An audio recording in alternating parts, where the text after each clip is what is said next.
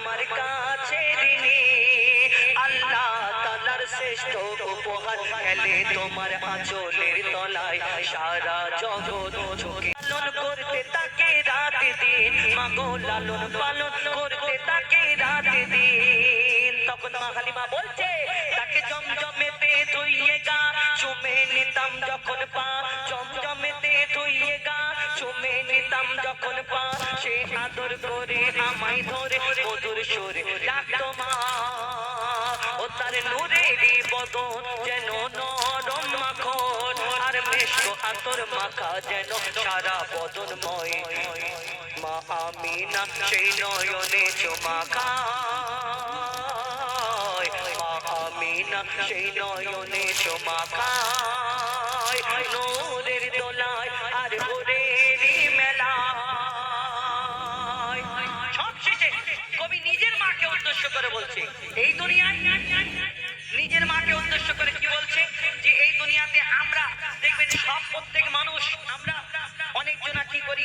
মা বাবা যখন বয়স হয়ে যায় তখন মা বাবার আর খেয়াল করি না চিন্তা করি অন্য ভাইয়ের কাছে চলে গেলে ভালো হয় কিন্তু এখন প্রত্যেক ছেলে দেখবেন ওই এসআইআর হচ্ছে মা বাবার ওই ভোটার লিস্ট খুঁজে বেড়াচ্ছে যে ওই মা বাবাকে অন্য সময় চিনতে পারে না যখন এই কোনো কিছু ওই লাইনে দাঁড়াতে হবে তখন মা বাবার ওই ডকুমেন্টস গুলো প্রমাণপত্র গুলো লাগবে তো তখন খুঁজে খুঁজে বেড়ায় মাগো কোথায় আছে মাগো তো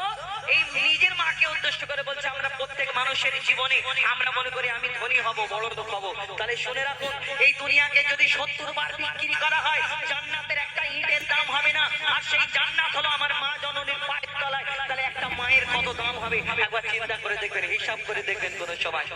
আমরা ভাবি বড় লোক হব কিন্তু জান্নাতের একটা ইটের দাম হবে না দুনিয়াকে 70 বার বিক্রি করলে কিন্তু মায়ের পায়ের তলায় সেই জান্নাত তাহলে একটা বুড়ো মা জননীর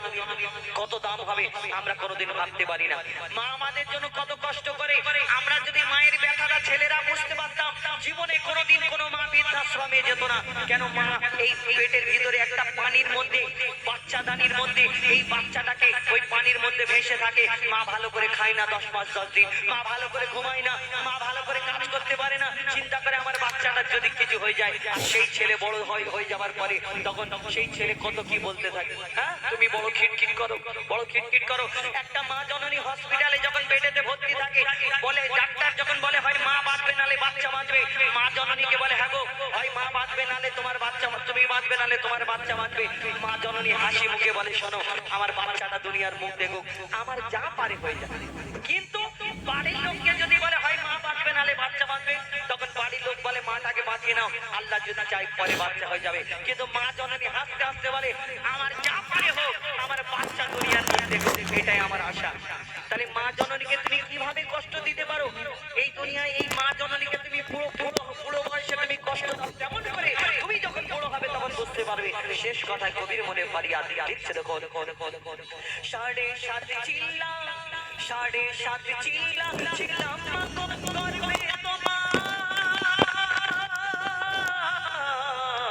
চোখ মুখ নাক বন্ধ ছিল আমার মোর কারণে মাগো কত ব্যথা পেলে মা হওয়া কি যন্ত্রণা তানবীর কালাম বুঝলো না মা হওয়া কি যন্ত্রণা অধম হুজাইফা বুঝলো না যতই থাক না তোমার সোনা দানা মায়ের দেনা সোজা যাবে না